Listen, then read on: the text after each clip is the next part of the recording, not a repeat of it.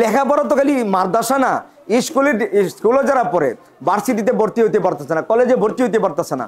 যেমন আমি ইমাম সাহেব, আমি তো আর মৃত্যুক না, আমি ইমাম সাহেব, এলাকার মানুষ জানে আমি গরিব মানুষ, কয় হাজার টাকা বেতন পাই। তা আমি আমার বড় ছেলের যখন কলেজে ভর্তি করবো, আমি বলছি আব্বা আমার ছেলের ভর্তি করলে তো আব্বা 12-15 হাজার টাকা লাগে, আমি তো ভর্তি করে আব্বা পারবো না।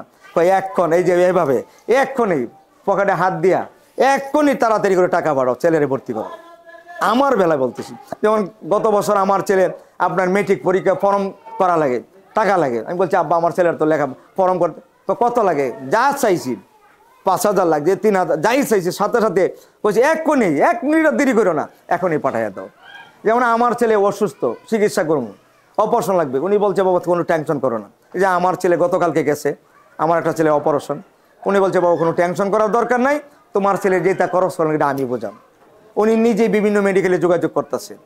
এরকম হাজার হাজার প্রমাণ আছে।